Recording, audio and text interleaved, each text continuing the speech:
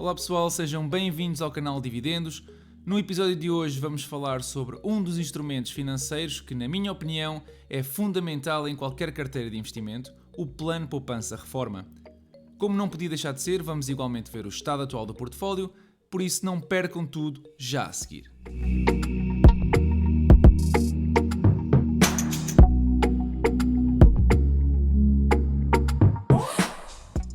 Hoje em dia, em Portugal, assistimos ao aumento do desequilíbrio entre o número de contribuintes a descontar para a Segurança Social e o número de reformados a receber pensões. Não só é preocupante que a idade da reforma tem vindo a aumentar nos últimos anos, já vai nos 66 para 2021, mas muitos portugueses parecem não viver preocupados com isso.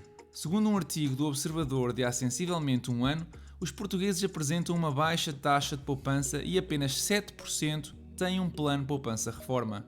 Para ajudar à festa, a pensão média em Portugal é de aproximadamente 330 euros e mesmo assim 70% deste povo à beira-mar plantado nada faz para preparar a qualidade de vida no futuro. A sustentabilidade do sistema de pensões em Portugal está pela hora da morte e caso estejam interessados em saber mais, deixo um link na descrição com um estudo do Instituto de Ciências Sociais da Universidade de Lisboa sobre esta matéria. Mas nem tudo são más notícias.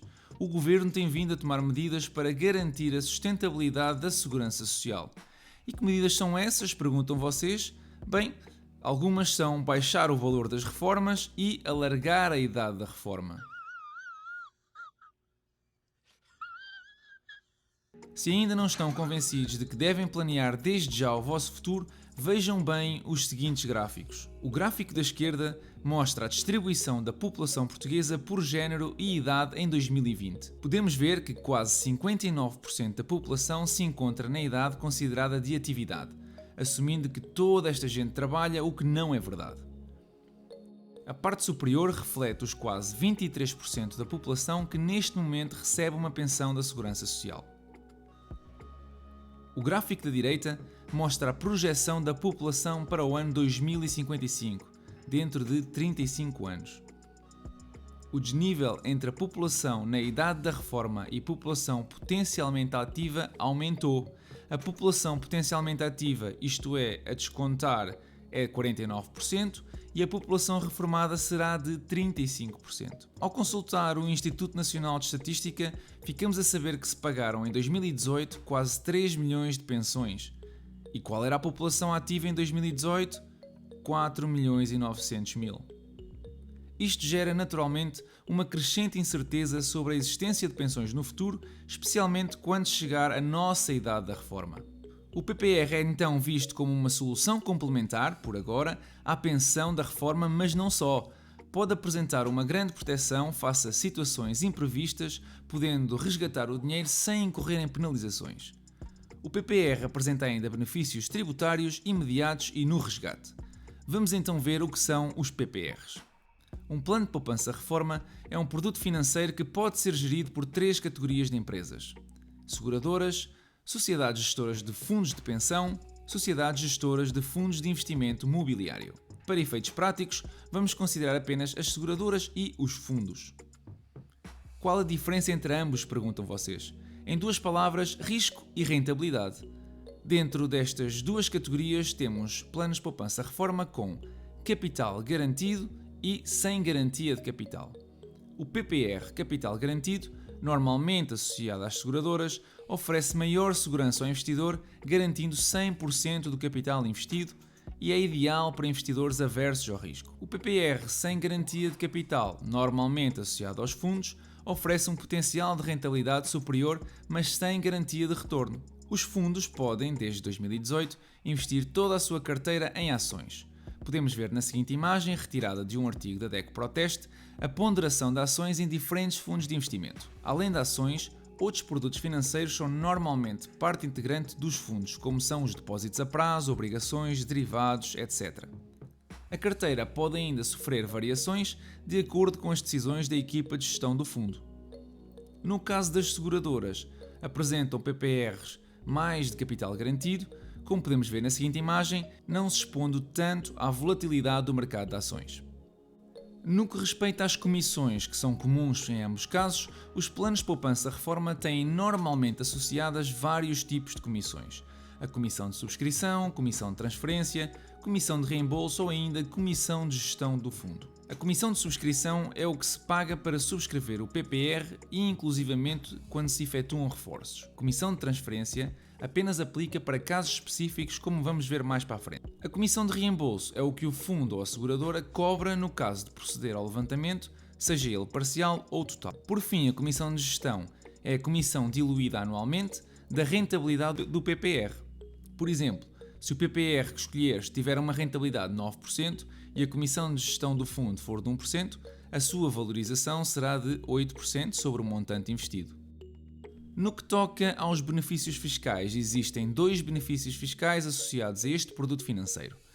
O primeiro é imediato e implica dedução no IRS do valor aplicado, que, dependendo da idade do titular, pode chegar até 400 euros por ano. O segundo está associado à fase de resgate ou reembolso. Normalmente o Estado taxa as mais-valias a 28%. Se o reembolso for efetuado nas condições previstas na lei, a taxa de tributação baixa para apenas 8%. Como mencionei, relativamente ao reembolso e às penalizações, o reembolso sem penalização pode ser feito nas seguintes condições: quando se atinge a reforma por velhice, a partir dos 60 anos de idade, sempre e quando o contrato com o PPR tenha duração mínima de 5 anos, através do desemprego de longa duração, ou inclusivamente da incapacidade permanente para trabalhar ou doença grave, e ainda tens a possibilidade de resgatar o dinheiro para pagar a prestação do crédito à habitação. As penalizações em si variam entre os diferentes PPRs, pelo que eu recomendo a consulta dos folhetos individuais. Como mencionei anteriormente, é possível fazer transferência entre planos de poupança-reforma. É possível, caso estejas descontente com o teu plano de poupança-reforma atual, transferir para outra entidade gestora. Se o teu PPR atual tiver capital garantido, a comissão máxima que te pode ser cobrada será de 0,5%. Se o teu PPR atual não tiver capital garantido, não pode haver cobrança. Depois de toda esta informação, a minha sugestão na altura de escolheres um PPR deve sempre começar por avaliar o teu perfil de risco. De seguida, deves comparar as comissões e rentabilidades dos diferentes PPRs disponíveis no mercado. E por fim, consultar os dados sobre os beneficiários por morte do titular. Ok, depois disto espero que te sintas mais à vontade para escolher um plano de poupança-reforma e agora vamos passar então à análise do portfólio. O portfólio recuperou muito em relação à semana passada e hoje situa-se nos 14%, aproximadamente, contra os 8% da semana anterior. Não só isto acaba por comprovar o que tenho vindo a dizer relativamente à volatilidade do mercado neste período de eleições, como também demonstra que neste tipo de situações não devemos deixar-nos controlar pelas emoções. O período de investimento é longo e devemos sempre acreditar nos investimentos que fizemos. Relativamente a dividendos recebidos, vemos que neste mês de novembro vamos nos $10,30 e relativamente às compras, esta semana comprei apenas uma ação da Federal Realty Investment Trust ligada ao setor imobiliário, é uma REIT, aproveitando aquilo que foi e vai sendo um receio generalizado a novas medidas de confinamento nos Estados Unidos. A semana foi muito positiva para os mercados, apesar da indefinição sobre qual seria o presidente norte-americano. Finalmente ganhou o Biden e, apesar da transição ser feita apenas no próximo ano, ainda muita tinta vai correr com os processos legais que Trump instaurou em alguns estados relativamente às, segundo ele, suspeitas de fraude eleitoral. As políticas de reformas que Biden foi anunciando afetam ou podem afetar vários setores, como são o setor da saúde e setor financeiro, mas também algumas empresas ligadas a contratos de equipamento militar. Biden tem sido muito expressivo em diminuir a escalada de tensão com a China, por exemplo. Outro setor que pode sofrer bastante é o imobiliário, ou o REIT, a forma como Biden vai lidar com a pandemia e, dependendo da extensão das medidas de confinamento, as ações de algumas boas companhias podem sofrer uma queda interessante. Portanto, do meu ponto de vista, continuarei à espera que empresas como Lockheed Martin, General Dynamics, a Federal Realty Investment Trust ou a Realty Income se posicionem num bom preço para aumentar a minha posição. Por hoje é tudo, espero que tenham gostado do episódio, deixem o vosso like, se ainda não o fizeram subscrevam o canal, ajudando-me assim a chegar a mais pessoas e a continuar a subir vídeos regularmente. Desejo-vos uma excelente semana e bons investimentos a todos.